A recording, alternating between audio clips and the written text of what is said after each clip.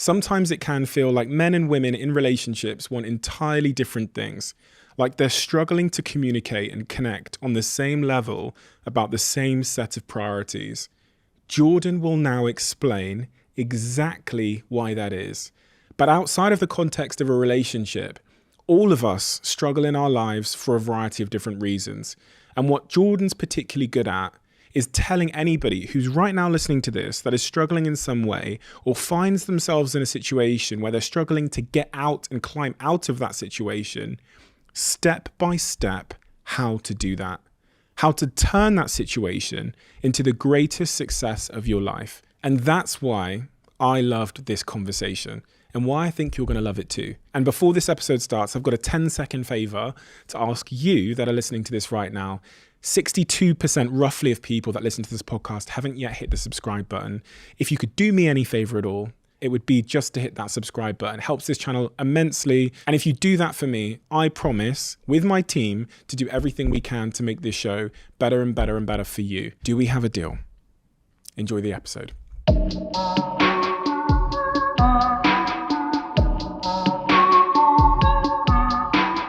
Jordan, we had a conversation before and it reached tens of millions of people.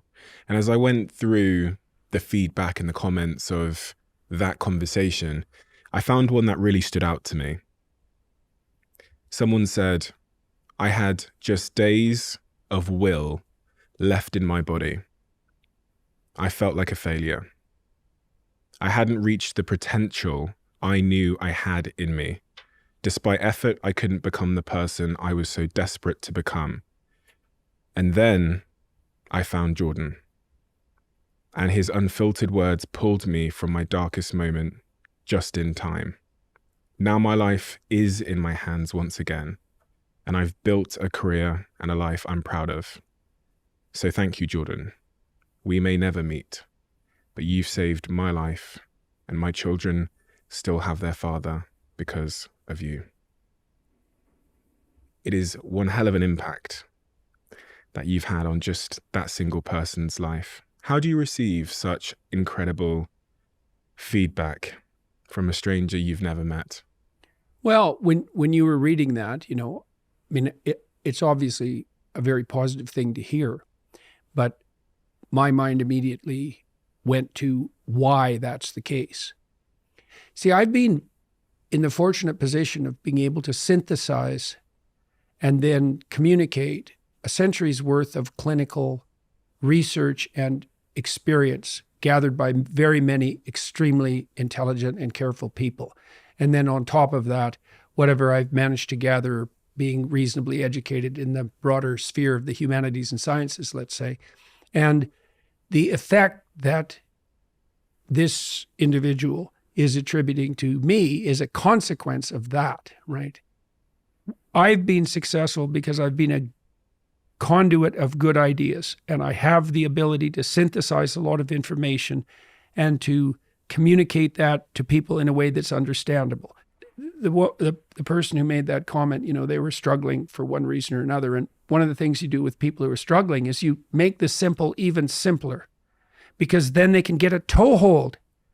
Like if they're really barely able to move. I had one client, he had a hard life, man. He was like 85. He'd fallen off a ladder and broken his neck, and they had permanently fused it. So he was basically like this. He could hardly move. He was so depressed. He literally couldn't get out of bed. It was awful. And he was in chronic pain because of his broken neck. And so, the first thing I did with him was get him to sit up for like 30 seconds. That was it. That's where he had to start, and after I worked with him when he was in the hospital.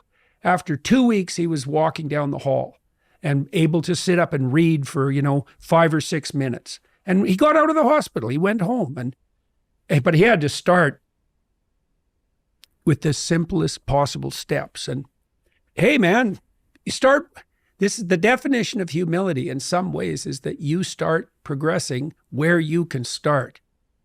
I think about this a lot because there's a lot of people that are objectively or subjectively down and out in their lives. That's how they feel.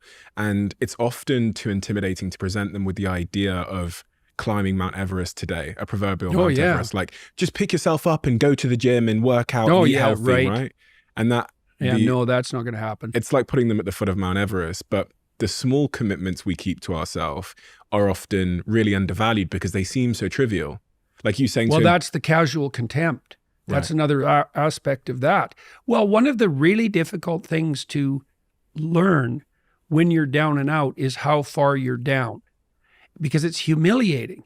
You know, I was ill recently, and when I started to recover, I couldn't really button my shirts.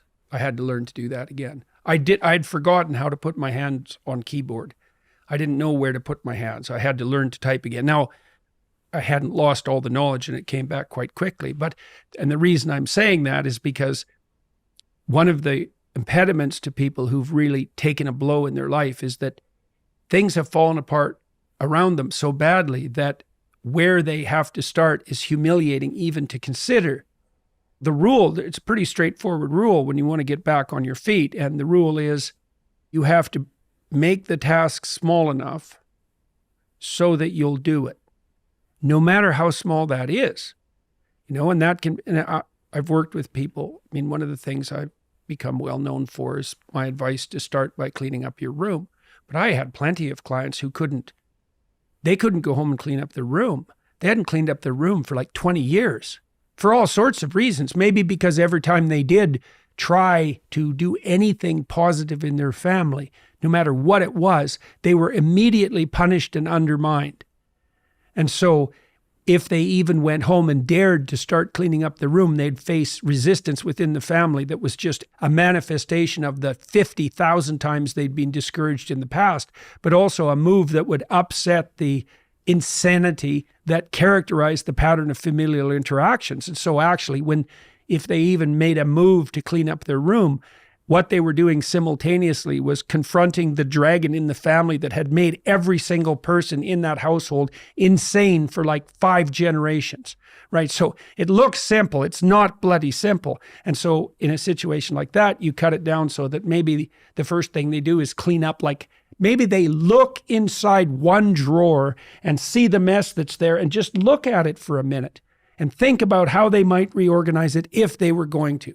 When people are very down and out and they decide to make a move forward, in some ways they're facing the whole panoply of problems that confront them in the guise of that single problem, right? It's all lurking behind it, right? It's like, you know, they see the tip of a reptile's tail outside a gigantic closet, let's say, and they look and they think, well, that's just the tip of a tail. What harm can it do me? But it's connected to the whole damn beast. And the advantage to that is that if you make that first step forward, you're actually advancing in the face of all that opposition. The disadvantage is that the first task seems so small that you literally have to be on your knees to be humble enough to lower yourself to take that first step. You know, God, is that all I can do? I'm so useless. You might even be more useless than that because you might fail at it. I had lots of clients who would come back, you know, we'd make a deal that they would do something simple. I remember one client, this is such a comical story in a terrible, dark way. You know, he was an overgrown infant and he was 30. He was still living at home in his messy, you know, high school room under the thumb of his mother, conveniently for him, because then he never had to do anything. And he had managed to entice some girl into sleeping with him, and she got pregnant. Now he's going to have a son. And he had enough sense to come to me and say, you know, I'm kind of a wastrel and I've mucked up my life, but maybe I'd like not to destroy this kid. So is there something I could do to put myself together? So, you know, we talked that through. We negotiated, which is what you do with a client if you're sensible. You know, you lay out the problem first. Okay, what the hell's wrong with you, do you think? You have to listen and listen and listen while the person unfolds everything that might be wrong. They put all their cards on the table. And then you sort through them and you think, well, some of that, even they'll figure this out themselves. Some of that's not really the central issue. And so you imagine they lay all the cards on the table and then you kind of get rid of 90% of them. It's a symptom. Yeah. It doesn't really bother me now that I've talked about it. That doesn't seem key. I think I'm really done with that. That isn't interesting to me, but they'll still have to lay it all out. And then you focus on the problem. And then the next thing you think is ask them is something, this is great general problem solving strategy, is okay, if this could be better as far as you're concerned, what would better look like? And then they have to lay their cards on the table about that. So you do the same thing. And now you have the diagnosis. That's the problem statement. And now you have a hypothetical cure, let's say. And now you need a strategy, right? And that would be the steps in between the problem and the final destination. And then you break down the steps until you find a step that the person will take. And you have to do that experimentally. So the first step for him was to vacuum the carpet in his room. And so this is literally what he did. He brought the vacuum. It was a stand-up vacuum. He brought that into his room, but he only got it to the threshold. And then he left it 45 degrees across the door, leaning, and he walked over it for a whole week. And so then he had to come back and tell me, and he was embarrassed. He said, I got the vacuum cleaner just to the doorway and I left it there. And then instead of bringing it into my bedroom, I just, I put an obstacle in my own path and stepped over it for a whole week. It's a very humiliating thing because he knew that his life was on the line. And he knew that his son's life was on the line. And he knew that he was one useless bastard for not being able to bring that vacuum cleaner into the room, but the proper interpretation of that in part is, well, you got the bloody thing out of the closet, didn't you?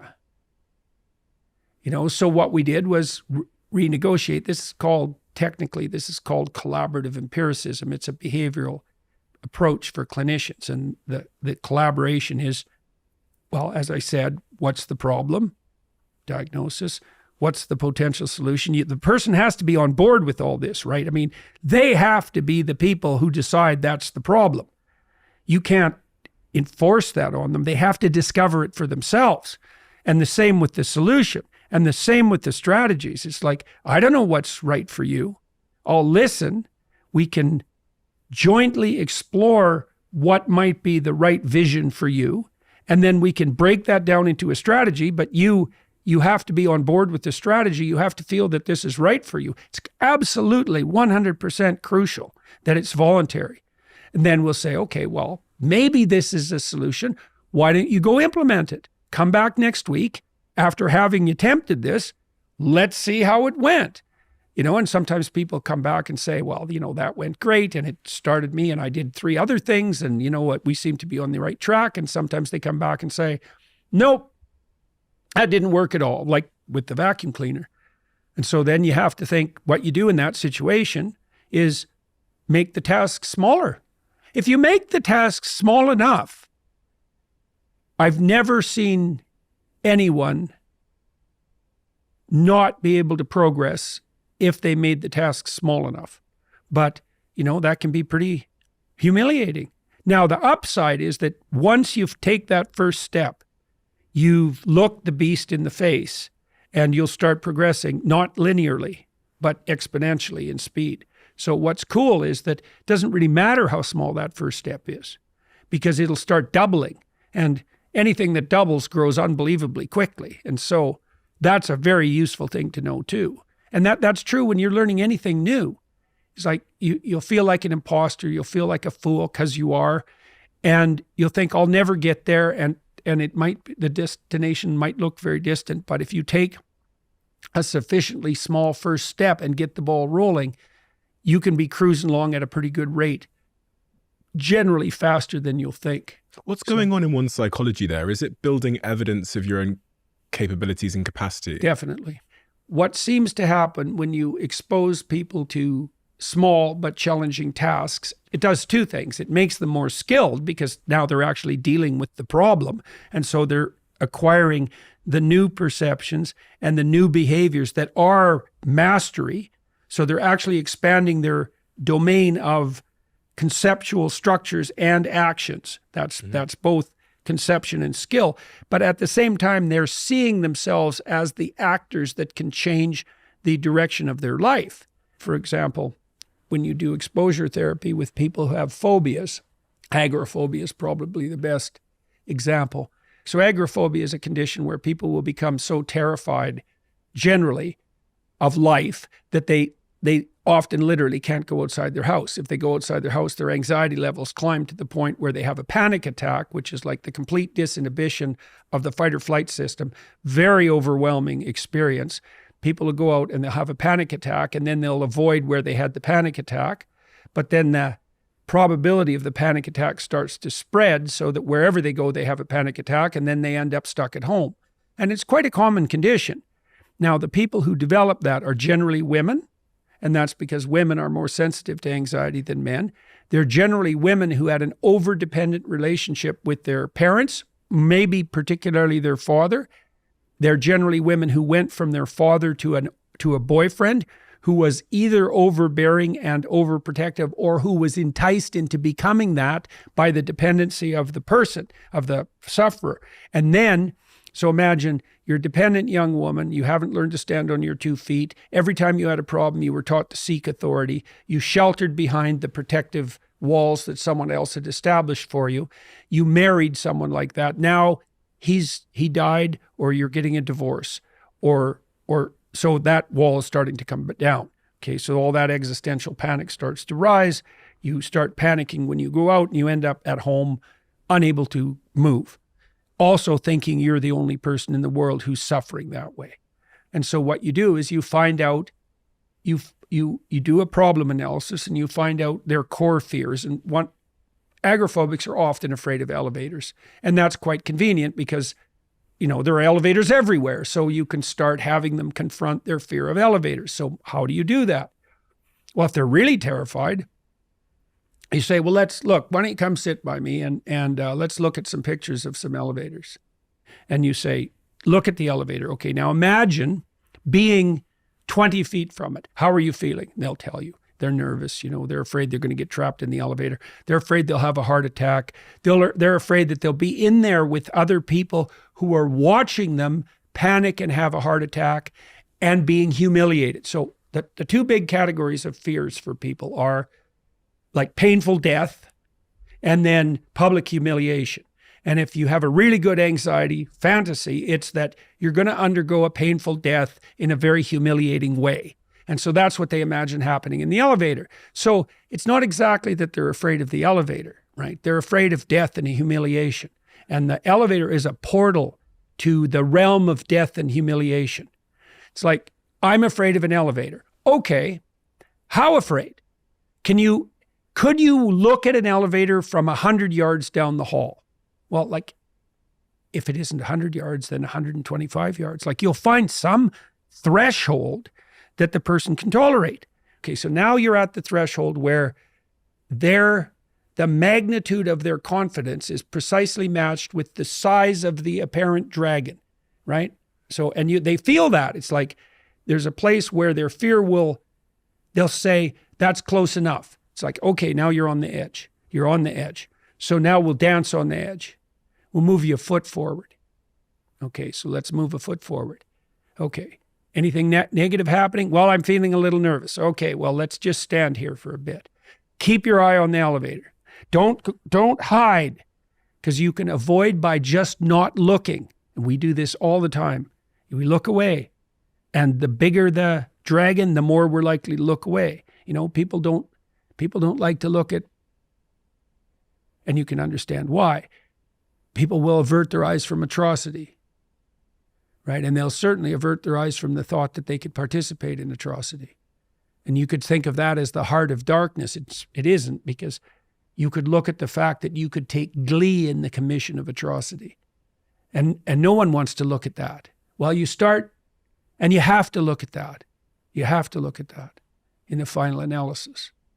But one step at a time, and you can do that with any problem, literally any problem. Break it down, break it down, break it down. Public speaking, anything, going to the gym. Yeah. Anything. A small dose, a small dose. And it's so fun to do this with people. It's the same thing you do when you're encouraging your young child. And that's a primary source of gratification for human beings, is putting someone on the edge and encouraging them. And so you do that as a clinician. So I loved being a clinician because, people say, well, how can you, how do you tolerate listening to people's problems? Well, first of all, they're not your problems. You have to understand that. Because if they're your problems, you're stealing that person's problems from them. Because you could come to me, especially people who are, very unsophisticated. They can come and talk to somebody like a well-experienced clinician, someone whose breadth of knowledge exceeds theirs by a substantial margin. And that person can just give them advice. But then they go act out that advice, and then that's not them.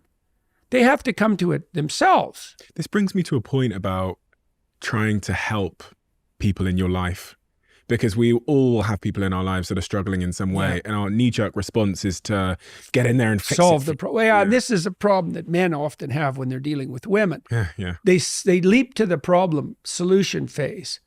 And they also do that in some ways to avoid, and this is what annoys women, because what the women want, and they don't even know this, but this is what the women want. Women are more sensitive to threat than men.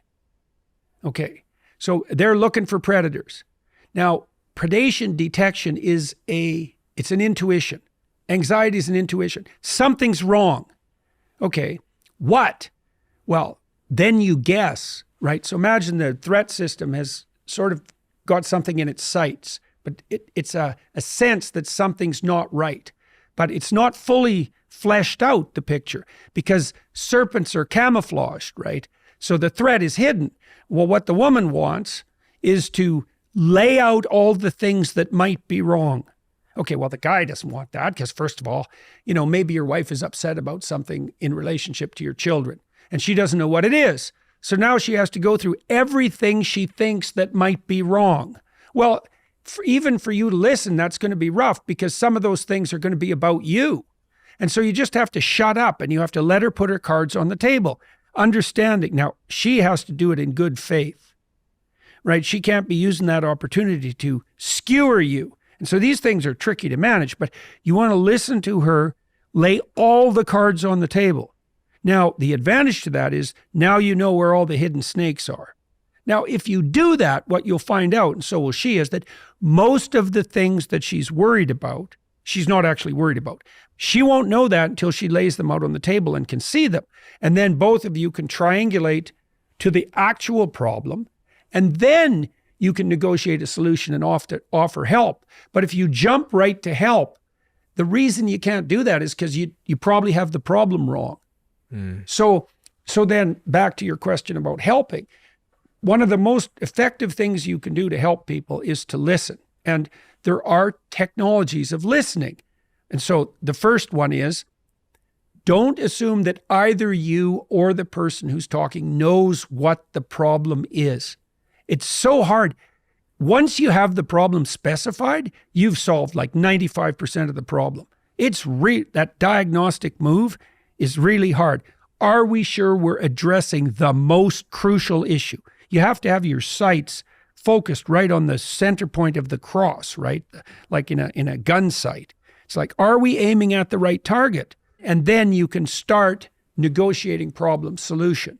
And but you can develop the patience to do that once you understand that initial act of listening is in itself the most helpful thing you can do. Just listen. And then how do you listen? Okay, so if I'm listening to you, there'll be times when what you're saying doesn't make sense. And so then I'll just say, well, you're saying this now, but you said this 5 minutes ago. And if you listen a lot, you can learn to track conversations across a very long span of time. And that's quite fun. You said this, but then you said this, and they seem contradictory to me. You're not accusing the person. You're saying, I see an inconsistency in the way you're formulating the problem. And they'll sort of startle a little bit and then try to rectify that. They'll check you out to see if you're insulting them or trying to play a game of moral superiority first. But if it's just an honest question, then you're actually helping them lay out a description of the situation that's not internally contradictory. Okay, so, and the great podcasters do this. You see this with Rogan. All Rogan does is ask stupid questions. And the way he does that is by consulting with his own ignorance in humility. Rogan is listening. He's thinking, I'm a stupid lunkhead and I don't understand this. What do you mean? And that's brave because he's exposing his own ignorance, but it's it's honest because he doesn't understand, but it also unites him with his audience because, especially with someone like Rogan, the probability at this time that if Rogan doesn't understand the gist of the conversation, that 95% of his audience doesn't understand it's like 100%. The importance of listening can't possibly be overstated. Listen, ask questions until you understand. And by doing that, you also help the other person clarify the situation. It is so hard to do. And I think we have to just pause at that step because it is, as you said like that's 95% of the challenge. It is so hard to do in relationships, in work. I've sat literally at this table with a colleague of mine about a year ago, and she was telling me, she works in one of my companies. She was telling me that she's unhappy in her role. And I remember sitting here and she gave me a bunch of reasons why. And I kept asking and asking questions. And after just 30 minutes of asking the questions, she had decided that in fact, everything she had just said was not the issue. And then it related back to a much more fundamental issue of just meaning in her work. See, okay, well, that's very important. That's very important. Jung called that a circumambulation. Okay, so now imagine the threat system is going off, right? It's saying something's wrong. But it's a primordial predator detection instinct. That's what's being triggered. It isn't capable of high resolution conceptual formulation, not to begin with. Something's wrong. Okay, what? Maybe this. Okay, now what happens is the maybes circle and spiral, right? And as you lay them out, you spiral inward to the gist of the matter.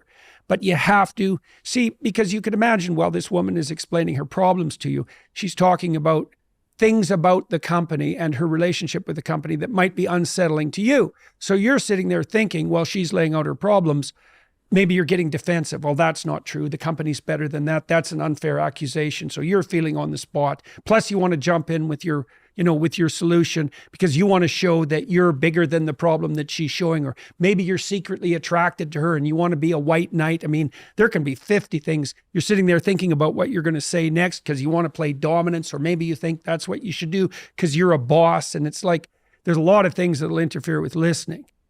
But so you learn, you say, just shut up, ask stupid questions until the person that you're listening to has specified the problem.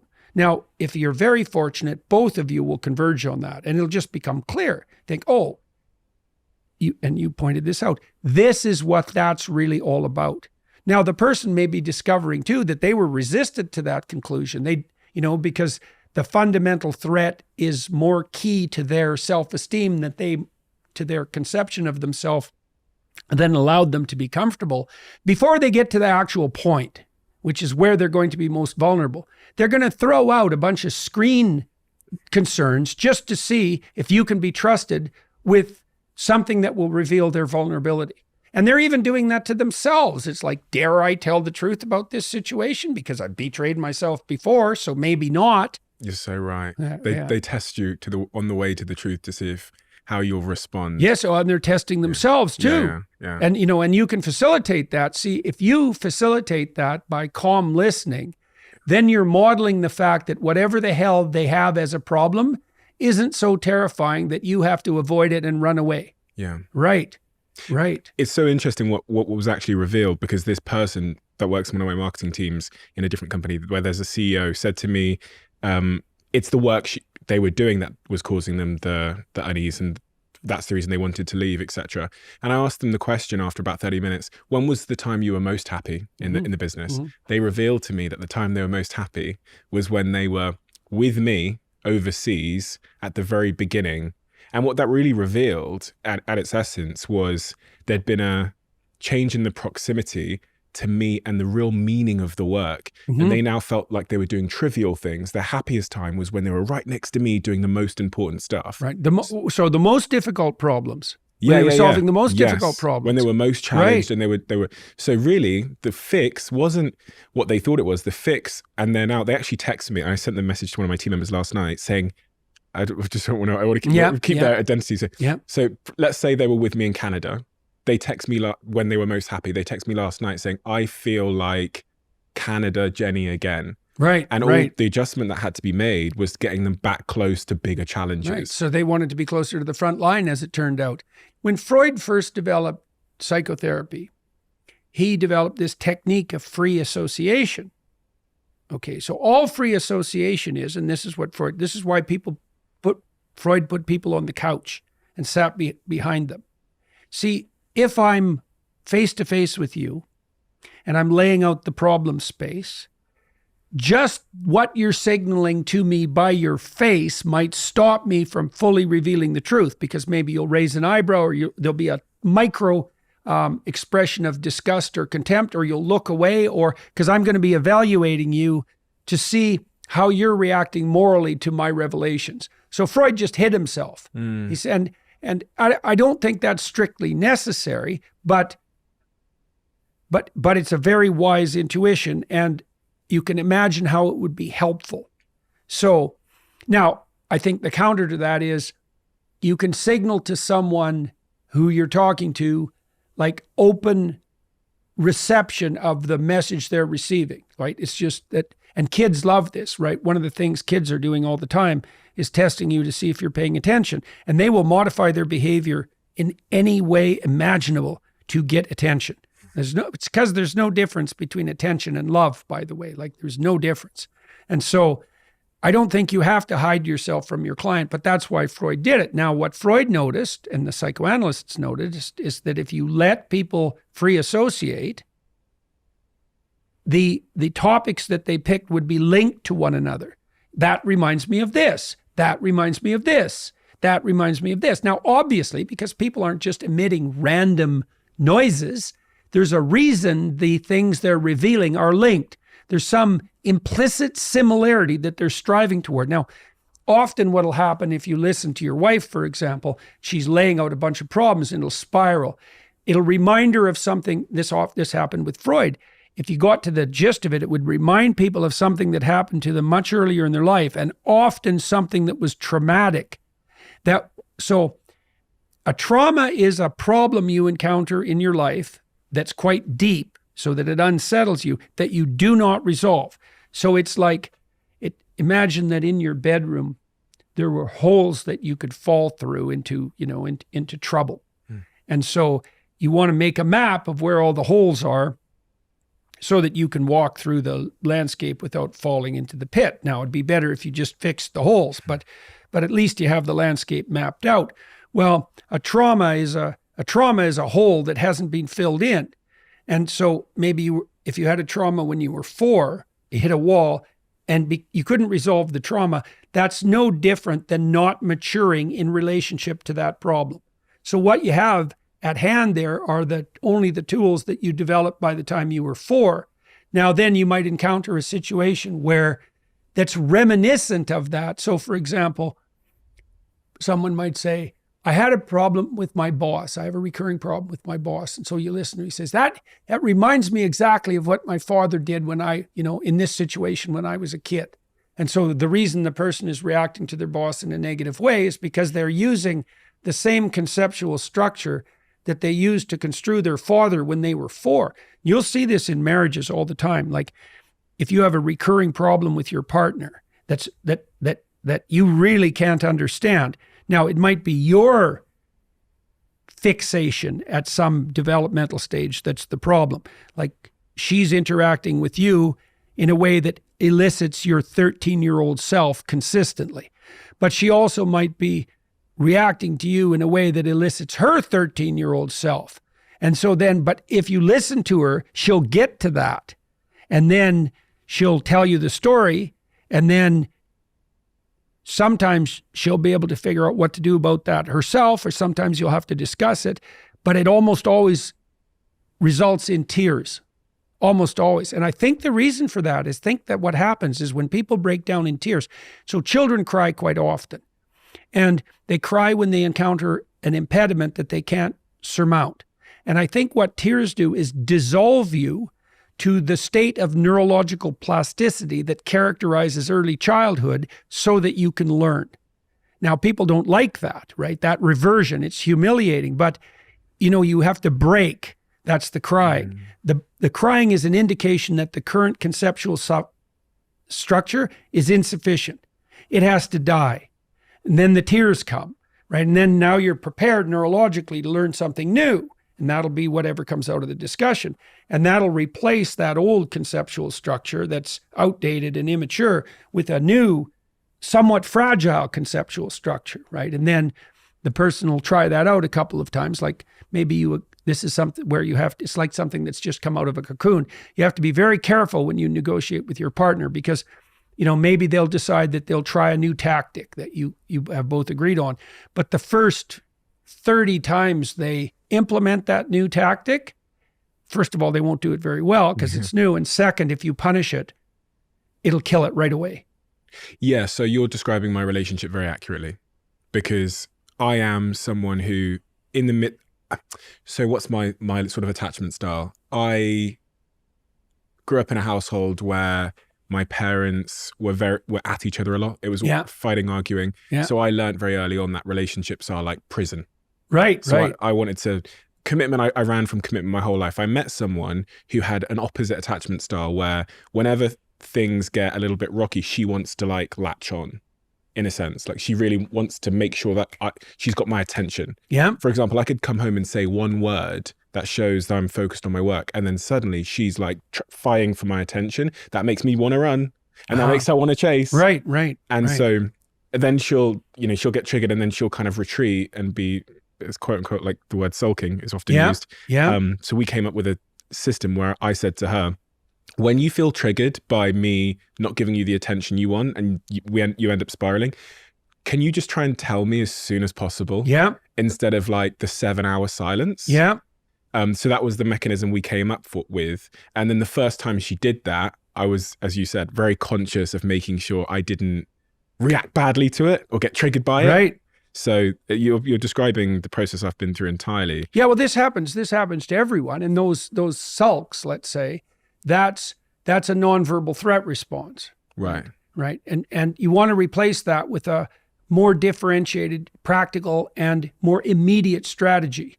And so, one of the things that I've seen, for example, with my wife is that the periods of time where she gets upset shrink and shrink and shrink and shrink because she can get from the problem to the verbalizable statement of the problem and the solution way, way faster. But that takes just from continual practice, because continual attention is like, oh, I'm upset. Okay, well, what am I upset about? Here's a bunch of things that I might be upset about. Okay, which of those are focal? Like this is something you can learn, but you have to admit you're upset. And you also have to understand that you don't know why. Because one of the things that'll happen in a marriage with any close relationship, with any relationship is like, well, if you and I talk and we hit a pit, I would rather that it's your fault, right? Because then you have to take the conceptual structure and you have to allow it to die and you have to cry and you have something to learn and it's you and it's an indication that you're insufficient. It's way more convenient for me if it's you. Plus I get to feel moral superior and like I have myself under control and that I've mastered the universe. And also women also in some ways want that from men because they want the men to be competent. And so men will pretend to be more competent than they are. It's like, you want to find out what the problem is because then you can solve it. And one of the things you have to consider is that you're the problem. Maybe you're not, but maybe you are. Now you might say, well, why should you undergo the cataclysmic revelation that you're the problem? And the answer is because you could stop being the problem. Like that's the payoff. Because you might say, well, why attend to your wife? Why fight? And the answer is so you don't have to fight again. See, and I know this. So I'm a very agreeable person. I don't like conflict.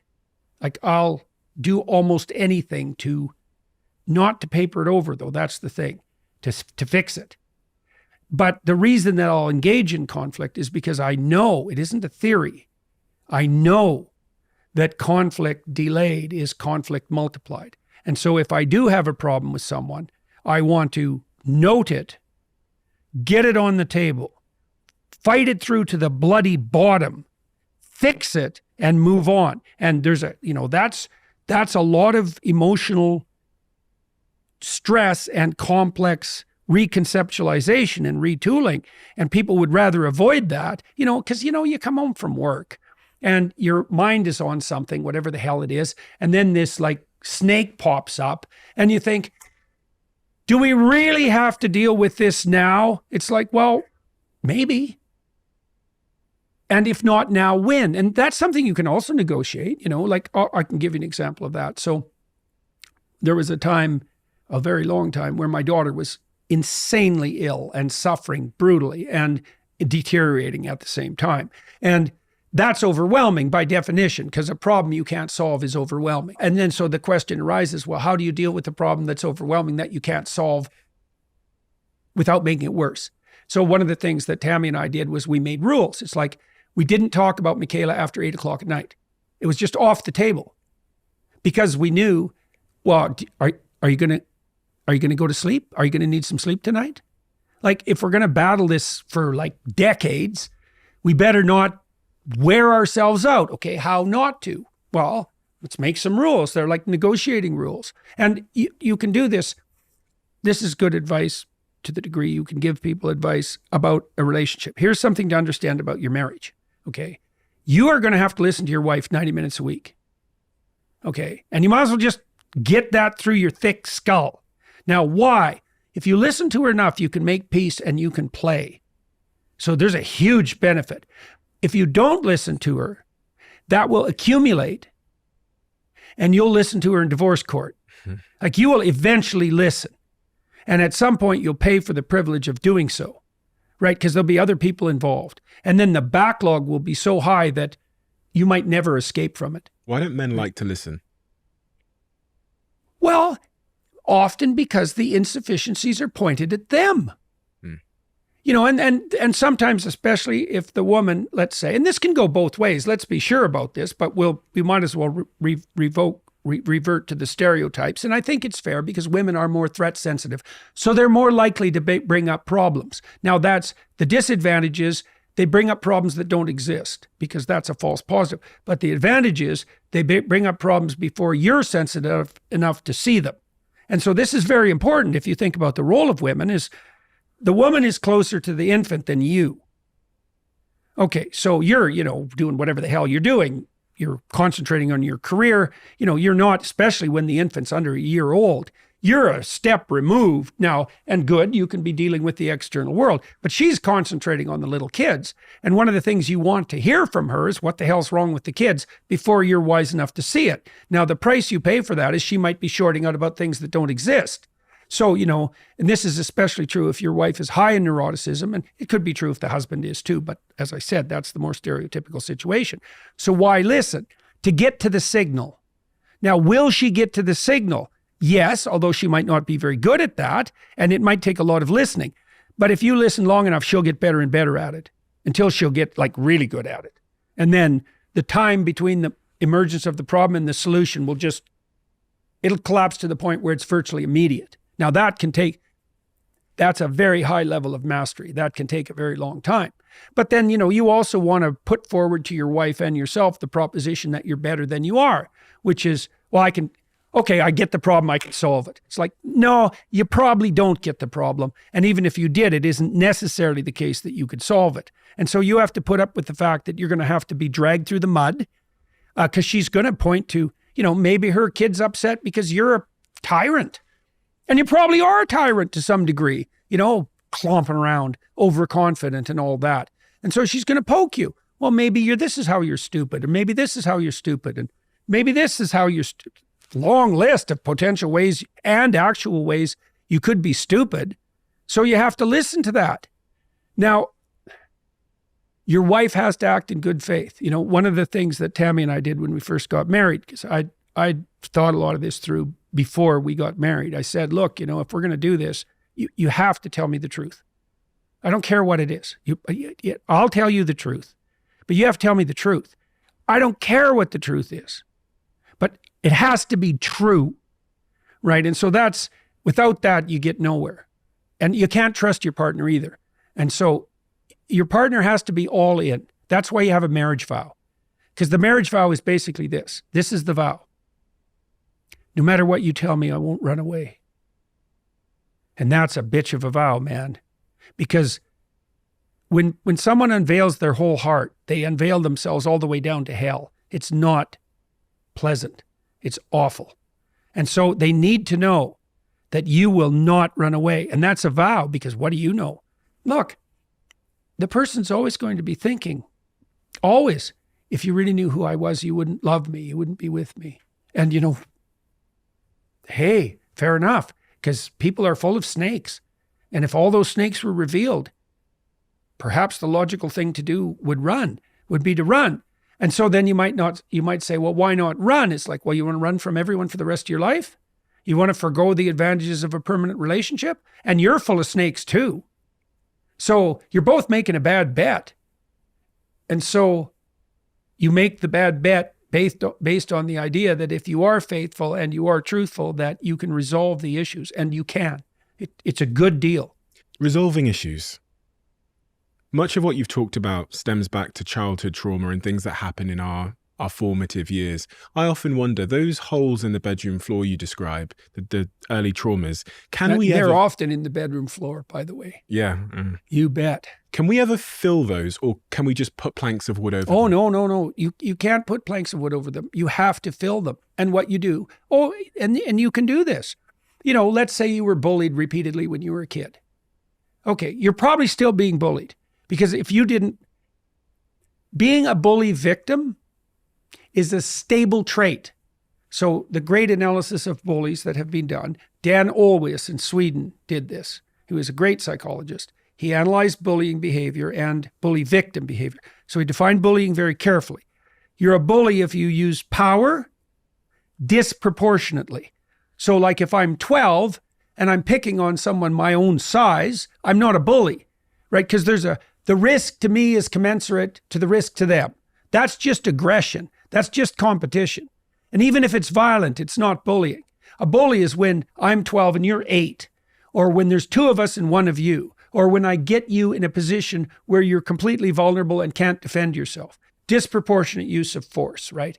Bully victim is someone, the bullies will check out. Imagine a bully comes into a room full of kids. He'll poke at all the kids, and one of the kids will manifest a disproportionate emotional response. Well, then it's like he just zeroes in on that. And those are often kids who are higher in neuroticism or who are fragile for other reasons. And then that can become permanent. And both the bullies and the bully victims have a negative long-term developmental trajectory. The bullies tend to become criminal and alienated on that front, especially as they move into high school. And the bully victims tend to become depressed, anxious, and dependent.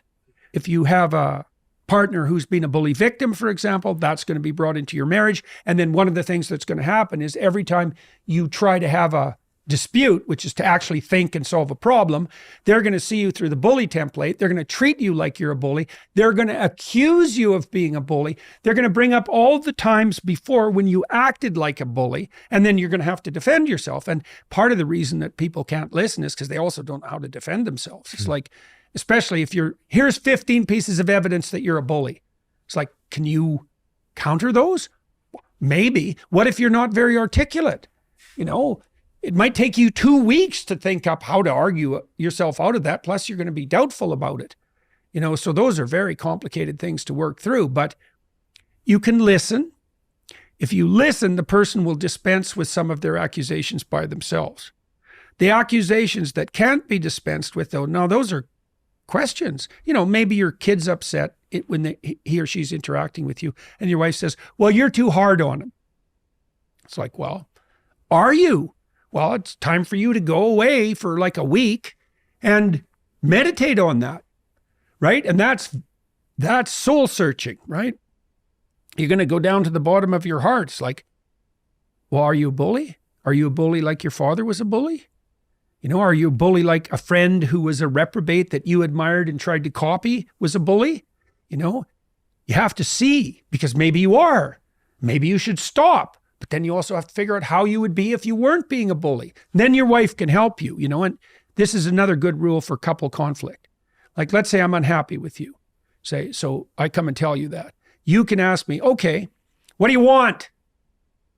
If I could give you what you wanted, what would it be? Well, I don't know. It's like, no, sorry. I cannot hit a target you won't specify. Let's discuss it at least. We got to have a target here. And so this is also if you're an employee. You got to know this if you're an employee. You're going to your boss with a problem. Why don't you go with a solution too? And if you're the sort of employee who goes to your boss with a solution, you'll racket yourself up the hierarchy. If you're in a halfway decent business, you'll ratchet yourself up the hierarchy so fast you can't believe it, because you'll get a reputation as the person who can solve the problem.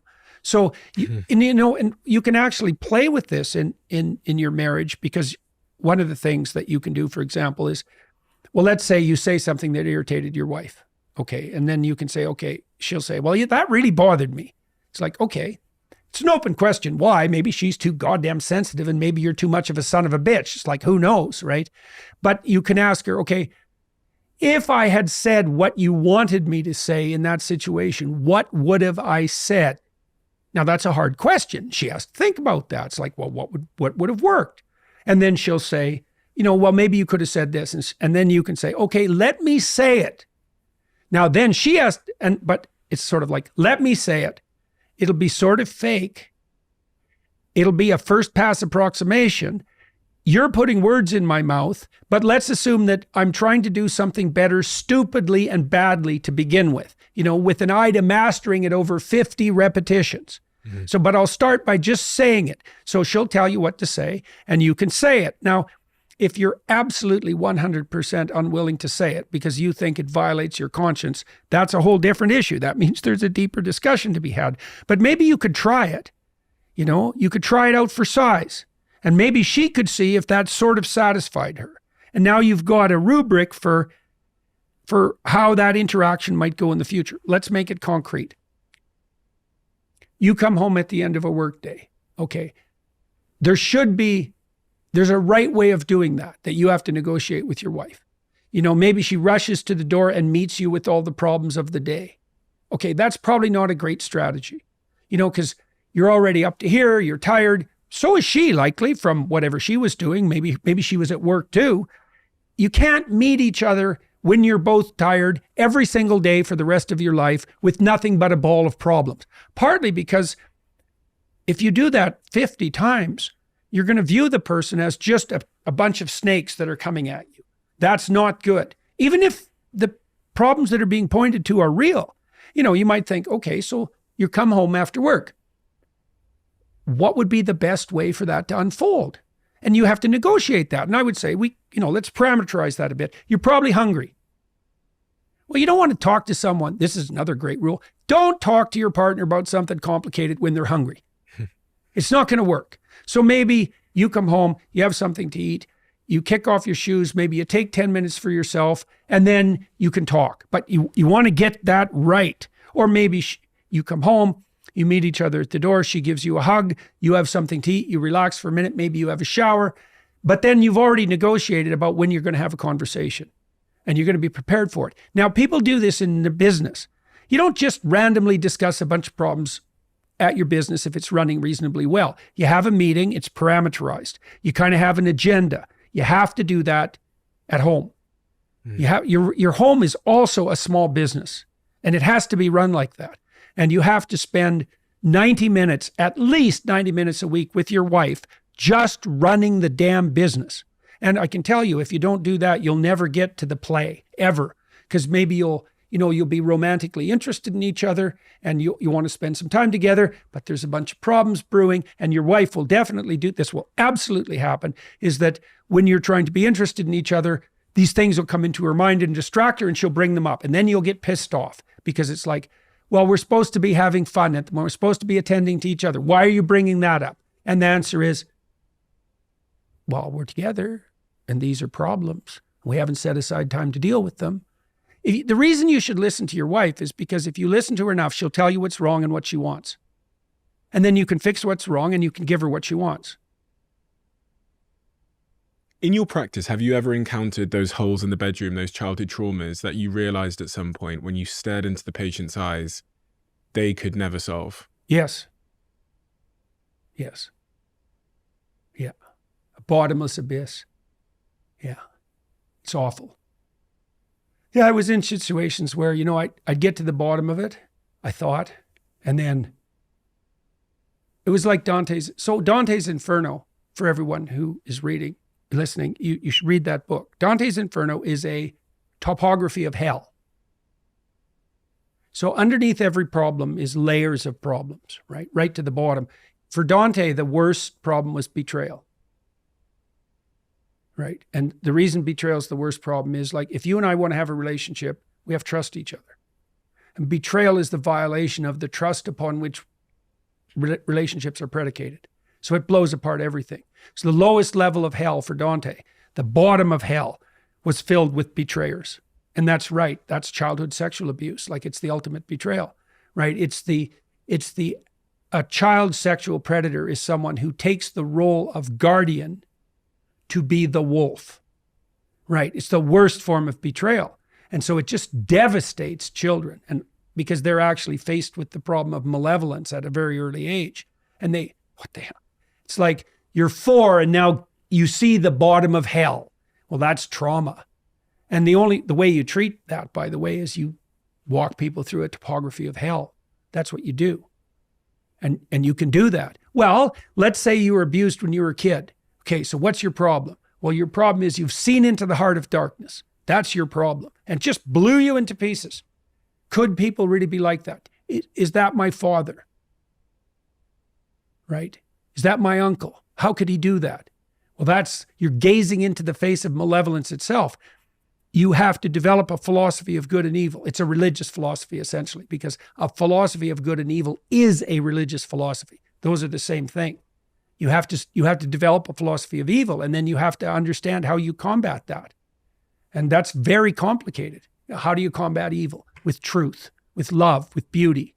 You have to start to embody that. Or maybe it's even worse. You're traumatized because you did something like brutal, seriously brutal, and maybe you enjoyed it. That's a very common pathway to post-traumatic stress disorder for people. And post-traumatic stress disorder occurs when you have a very large hole that, gapes large enough to swallow virtually everything that hasn't been fixed or papered over.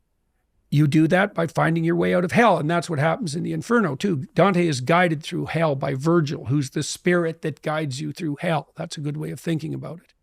So, and every problem, even the problems your wife brings to you, especially if they repeat, there are levels underneath that. And at the bottom, there's a betrayal, something like that. There's some bit of hell in there somewhere. And sometimes, if you go all the way to the bottom and you solve that bottom problem, you'll solve a whole bunch of peripheral problems. So there's a movie, Apocalypse Now, that's about a journey to the heart of darkness. And that's what the book is about, Joseph Conrad's book. And there's a documentary called Heart of Darkness that describes the making of Apocalypse Now. And the people who made Apocalypse Now, which was a movie about a journey to the heart of darkness, it had an effect on them while they were making the movie. And all of the people that were acting in the movie and directing it, producing it, financing, all went on a journey to the heart of darkness inside. And it virtually killed them. One of them had a heart attack. One of them went completely broke. Like, they just had a catastrophe when they were making this movie. They fell into its archetypal clutches. Heart of Darkness is the name of the documentary. It's fascinating. Have you been on that journey yourself? Yeah. Sort of, I would say in some ways permanently.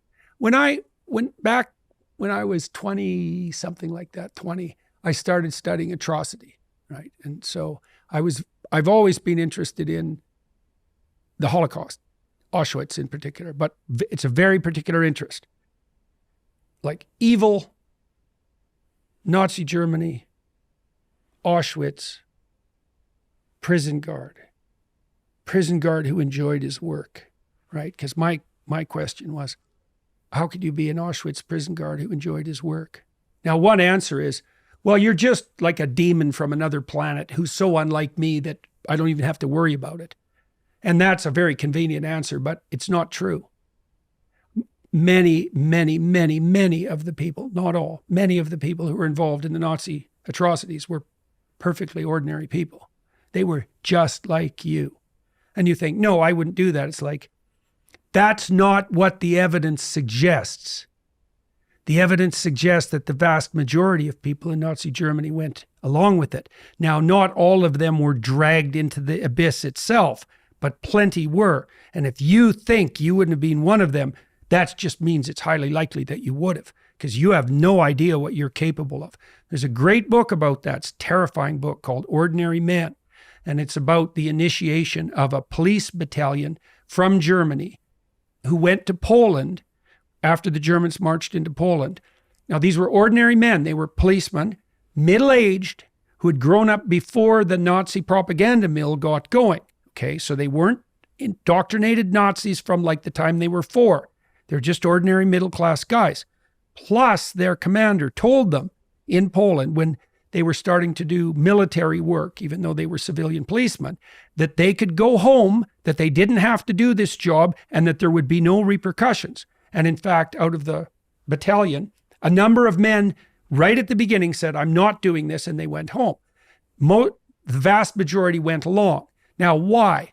Okay, so now these policemen are in Poland, and they've been told a story, which is that, Germany's at war, and the reason for that is that evil Jews have conspired up a conspiracy, and they've united the Western world against us, and they're a fifth column within the country, and your patriotic duty is to root them out now that we're in Poland, and you're saving the fatherland, and there's going to be dirty work associated with it, and do you really want to leave all that to your compatriots, your companions, your guys? Because like if you and I are together, and someone that we're working for presents us with a dirty job, and I say, well, I'm not doing that, well, then I leave it to you. Mm-hmm. So there's a kind of betrayal that's built into that. Now, the guys that left thought, I don't care, I'm not doing this, but most people didn't. And part of the reason they didn't do it is because they were loyal to their peers. By the end of this, which took months, these guys were taking naked pregnant women out into the middle of fields and shooting them in the back of the head. And becoming violently ill because of doing so, and tearing themselves into shreds internally, sick at heart, but doing it. And it's a terrible thing to look at. And I started looking at that it's 40 years ago now. It was shocking. And so what did I discover? Well, I discovered a lot of things. I discovered that the road to totalitarian hell and atrocity is paved with lies. Lies are the pathway to hell, really, practically and metaphysically. And so one of the things I decided, and this was in 1985, was that I was going to stop lying. What does that mean practically? Lies ruin your life. So you will not accept a white lie? You won't cast... Well, look, a white lie is better than a black lie. But look, if you're really telling the truth, you're serving truth at every level of analysis simultaneously. That's right. So if my words are landing properly, they're going to be the words that work right now and tomorrow and a week from now and a month from now. And they're going to work for me and they're going to work for you. So a true statement has levels of application. And a white lie is a statement that's true at one level and false at another.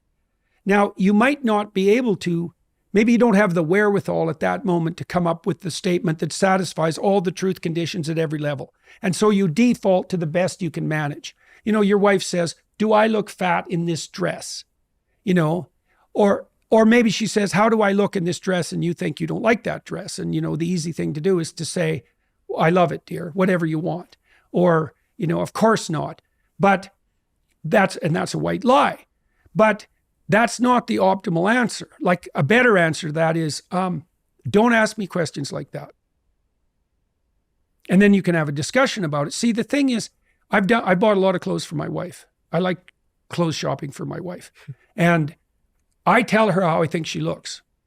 And the advantage to that is that if I tell her that she looks good, she knows I mean it. Mm. Right? I'm not muddying up the water.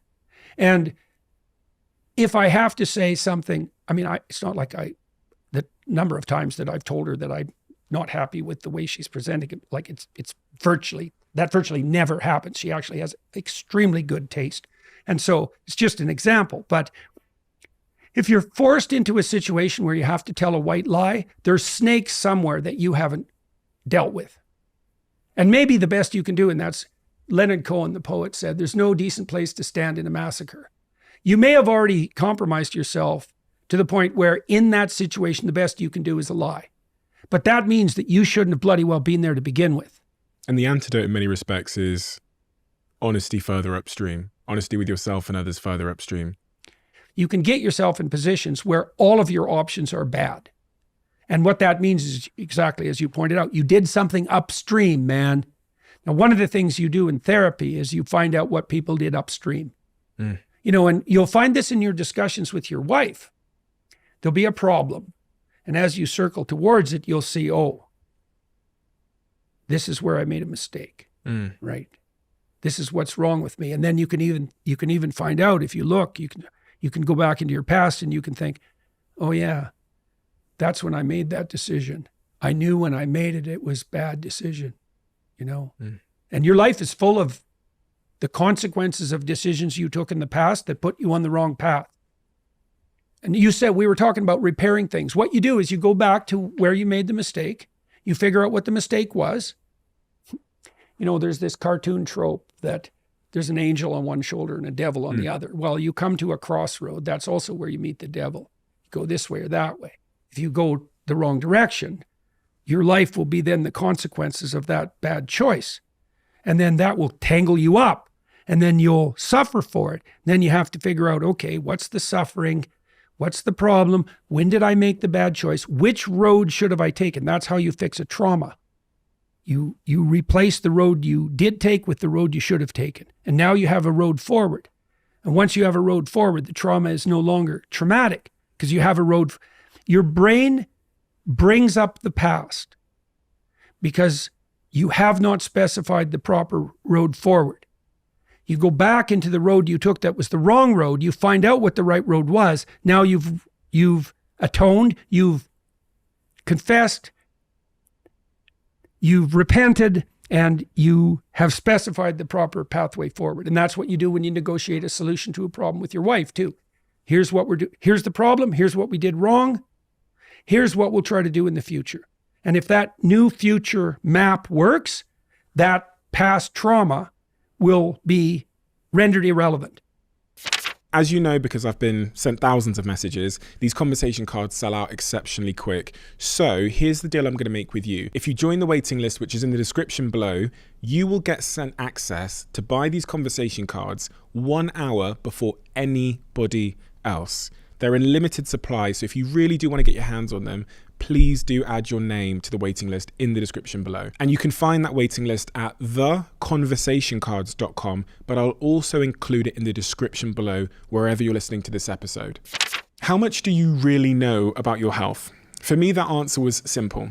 The answer was very little, until Youve came along. As you guys know, they sponsor this podcast. But even before then, Youve was integral for me to know what's going on inside my body. Most of my friends, my family, and my team now use Youve, but I still have a few friends that are on the fence about getting on board. And what I hear from some of those friends is that they're a little bit worried about what they might see in the data, and they might feel uncomfortable about knowing what's going on inside their body.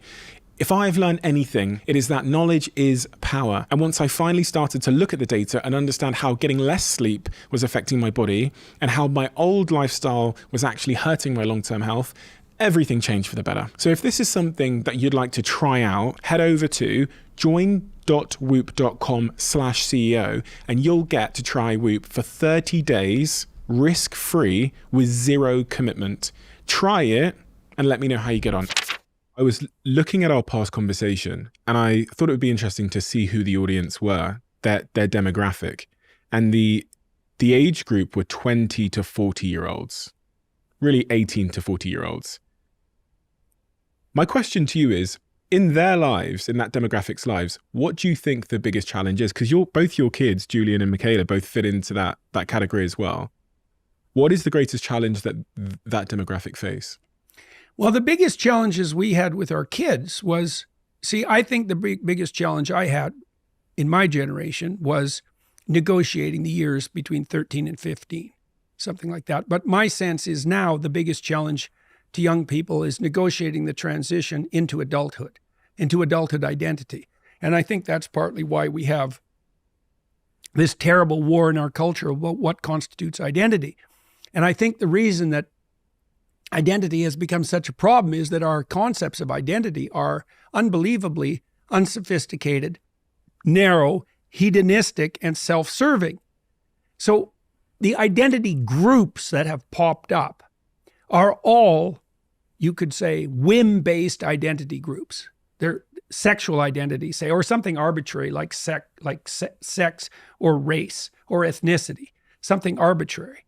But the sexual identity groups are particularly interesting because the idea that that's your identity is predicated on the notion that there isn't anything more vital to you than the immediacy of your sexual behavior. Well, you're not a sex machine. You're not a short-term sex machine. That's not what a human being is. So if you revert to that, all you're going to do is produce like anxiety, hopelessness, and misery. It's not a good solution. So then you might say, well, what's the solution? And the solution is something called a subsidiary solution. It's like, so what's your identity? Well, you should get your act together and take care of yourself. So you have to integrate yourself. You have to integrate across anxiety and hatred and pain and jealousy and fear and hunger and lust and all that plethora of spirits that wage war within you. It's a lot. It's a lot. You have to bring that into a unity, okay? And one of the things Nietzsche said, the famous German philosopher, was that every drive attempts to philosophize in its spirit. So all those subordinate spirits that war inside you will try to dominate. I'm only my anger or rage. That's the protester type, you know. I'm only my sexuality. I'm only my appetite. That's the consumer model. But all that has to be integrated. And then you might say, well, integrated into what? Well, integrated into a structure that serves all of those spirits simultaneously and harmoniously across a long time. That's maturity. Okay, but that doesn't happen in isolation. So then there's stages above that. Okay, so the next thing is maybe you've got your act together enough so that someone can tolerate being around you. So there's enough left over from you so you can play with someone else. So you establish a relationship, marriage, let's say. You invite someone else to join forces with you. You produce a united vision. Okay, so now there's you and there's you as husband. And it's the joint interplay of those that's now your identity. Okay, and so now you have a role and you have obligations and responsibilities and opportunities. You know, you say, well, I'm constrained by my marriage. You know, there's all sorts of things I can't do, which really means I can no longer, in the most primitive way, it means I can no longer immediately gratify my short-term whims. Although it could also be more complex in that I don't get to pursue the things that I need to pursue, which means you haven't negotiated with your wife very well. Like if your marriage is a prison, you're either very immature in what you want or you haven't negotiated properly. If you've done it well, you've got your individual unity established, and then there's a unity within the marriage that's better. And why would it be better? Well, you could learn to love someone, and that would be better because getting outside yourself decreases your anxiety. So we know as psychologists, one of the things that was learned 20 years ago is that there's no difference between thinking about yourself and what you want and being miserable. Those are self-consciousness and negative emotion are so tightly tied together that they're statistically indistinguishable. Does that not raise the question about the decline of religion? Absolutely. Well, that's the next level. It's like, okay, so there's you, now you're a husband, right? And so your identity is those two things in lockstep. But that's not enough. Now maybe you're a father. Now you have kids. Now you have a whole nother level of responsibility and opportunity to flesh yourself out and support and love, right? So now, and then, well, you've got your family together. That's not enough. You've got the community to serve. So you want to serve the community, and then communities scale. You know, maybe you're good in your local business and you have a local business organization and you're good in that. And then, well, then there's the town level and the city level and the state level and the country level. And then, you know, America is one nation under God. That's the ultimate level of this hierarchy of identity. And that's what should be served most fundamentally. That's a definition, okay? God is that which should be served most fundamentally. It's a definition. So when you're thinking that B is better than A, what you're saying, even if you don't know it, is that B is a step from A on the road to God. That's what you're saying. The medieval definition of God was something like the sum of all that is good or the essence of what is good.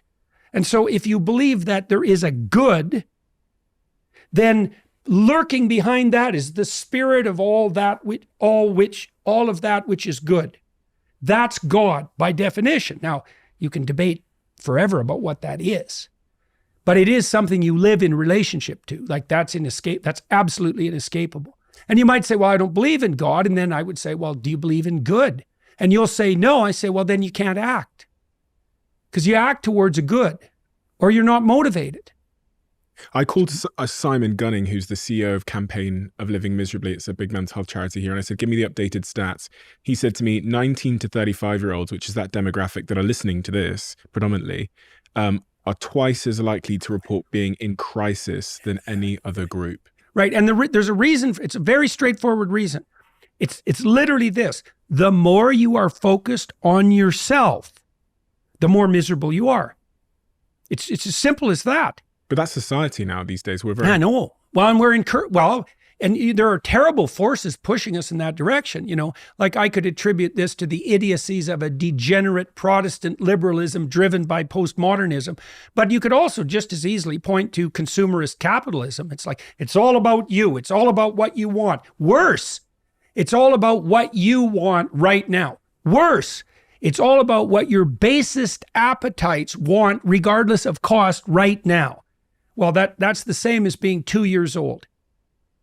There's nothing about that and why do you think that's you anyways? It's like, since when did what you are become what the most idiotic part of you, who cares nothing about anything else and any other people, wants right now? Why is that you? How about this though? So this is where I'm trying to make a distinction is responsibility is a good thing. But with responsibility, sometimes comes this idea that it's about me, my outcomes are about me, it's all about me, my success and failure are a consequence of me.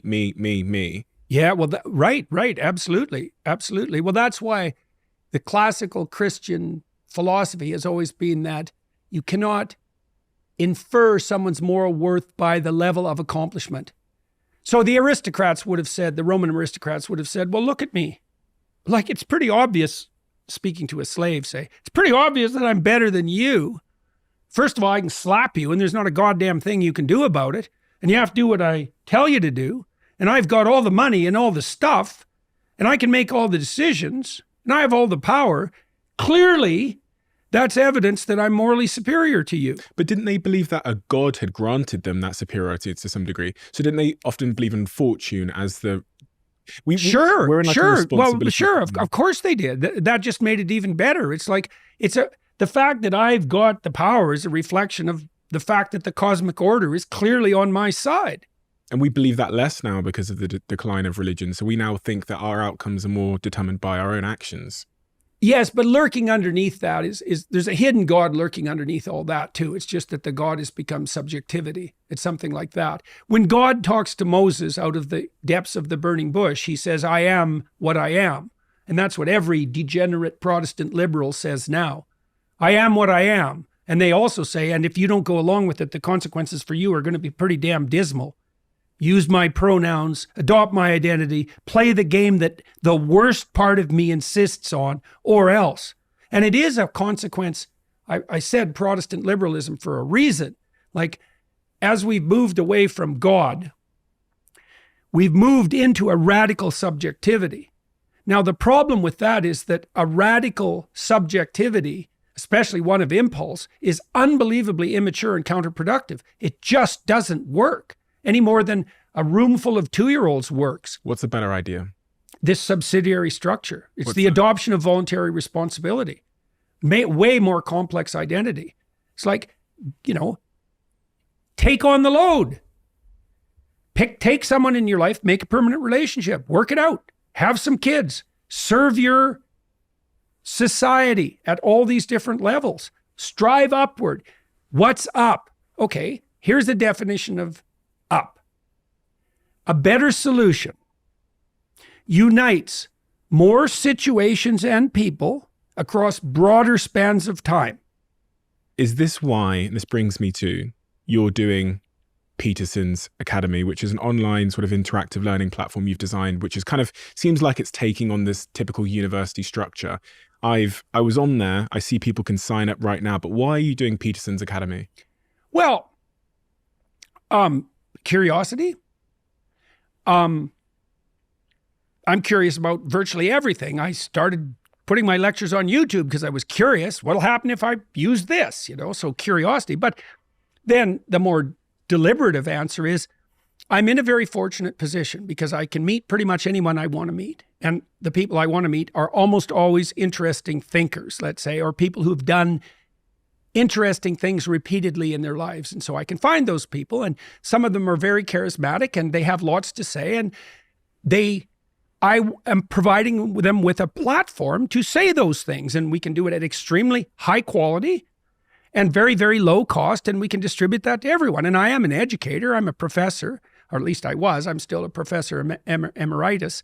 And it's time for what we've been doing in universities for all these centuries to be made available on a mass scale, because it can be done very well, and it can be done, and it's entertaining to do, and there's no reason not to do it. Okay, so that's all on the positive side. And then there's a sense of humor aspect to it too, because it became impossible for me to work in a university. And so I thought, fine, I'll go build my own university. Because I thought maybe there's something arrogant about this. When the university came after me, there was part of me that thought, you think I need you. It's like, I don't think so. I think you need me. And if you don't want me around anymore, we'll see who needs who. Now, like I said, I was irritated and peeved, and maybe there's something arrogant about that, but let's reconfigure it. So here's one of the experiences I've had bringing these professors down to Miami. This is especially true with the professors from Cambridge and Oxford. Like, some of these people, man, they're deadly. You're lucky to have a conversation with them. They've been thinking a long time. They're super smart. They're wise. They know their field. They're great communicators. These are stellar people. And their universities treat them terribly. No respect. They let their students walk all over them. They pay them abysmally. They treat them as if they're pawns of the administration. It's sickening. And so I invite them down to Miami, and we make them a good financial offer, and we treat them like people we're very pleased to have there, and that we hope they'll come back. And they have a really good time, and they deliver. And we say, look, they say, well, what function do you want this course to serve? Because maybe they're worried that there's a political agenda or something like that. And our rule is, we picked you for a reason. You know what we're doing. You tell us how to get the hell out of your way so that we can enable you to teach the course you've always dreamed of teaching. We will provide you with the audience you've always wanted, which will be people, because they have a live audience, and the live audience members we select are selected because they want to come and listen, which is what you want for students. And so we want to have the dream experience for the professor. Come, talk about what you love to people who want to listen, plus we'll provide you with maybe enough financial security so you don't have to be concerned about your damn university anymore, which is also something I'm quite pleased about. Now, I don't know if we can deliver on that, but even the initial, we give them an advance, like with a book deal, and even the initial advance generally is a sizable sum. It depends to some degree on their following, right? Because we do some economic calibration, but I would love to be in a position where I could take like the best 1,000 lecturers in the world, bring them onto Peterson Academy, give them financial independence, because that would be really amusing, and then to bring what they have to say to everyone for almost no cost. You've taken a first principle approach to trying to build a new university, bringing the best professors together, giving them the freedom, making sure they're not censored in any way, giving them the audience and the remuneration and appreciation they deserve. When does this university, Peterson Academy, launch? Early 2024. We already have 30 courses recorded, something like that. I'll put the link to the university in the description below on this episode, but also you can just search Peterson's University online and it comes up the first thing. We usually have a closing tradition on this podcast where the last guest leaves a question for the next guest in the diary. But I wanted to ask you my own question, because it was quite pivotal to it was really informative, and the honesty you brought with it in our last conversation really changed my life in a number of ways. How? I'll tell you after I ask you the question. Okay. The question is, how are you doing? Good. You know, I still have a lot of pain. So that's annoying, but not anywhere near as much as I did have when I was really sick. So like I almost always feel like I have a relatively serious flu, achy. It's some neurological problem and I have no idea what it is and neither does anyone else. But I'm not anxious at all and my head is very clear and I have such a ridiculously interesting life that the leftover trouble is basically irrelevant. You know, I wish it would go away, but whatever, it's not that big a problem. So, and I mean, I just have an absolutely miraculous realm of opportunity in front of me. It's crazy. Every day I have is so interesting that it's almost unbearable. And I would tell people who are listening, you know, you might want that for yourself, let's say. You might want to have that. And I can tell you, one way to increase the probability that things will unfold for you properly is to not lie. Just stop lying. Period. Stop saying things you believe to be untrue. Stop doing things you know to be wrong. Just start with that. You'll get closer and closer to the truth. And the truth is the adventure of life. That's the advantage to the truth. You have the world on your side. But obviously, because if you're lying about things, you're opposing reality. Who are you? Who are you to oppose reality? Good luck. Unbearable. It's almost unbearable. Your life is so exciting and so full of opportunities that it's almost unbearable. Yeah. It's like an action adventure movie all the time. It's crazy. It's crazy. You know, wherever I go, I can talk to whoever I want, essentially. You know, I'm going from country to country. People stop me on the streets. They're happy to see me. It's like I have friends wherever I go. Really, it's crazy. And people, you know, they feel they know me because they've been watching hours often and they do know me. You know, I don't know them, but they certainly approach me on good terms, you know? And so, and I just was in 9 different countries and I have a team of people who set up meetings for me, like dinner meetings and so on in these countries. And they're always people, they're well-placed people in the political realm and the cultural realm. They're hyper interesting people. And, you know, so I meet 30 people like that every second day in different countries all over the world.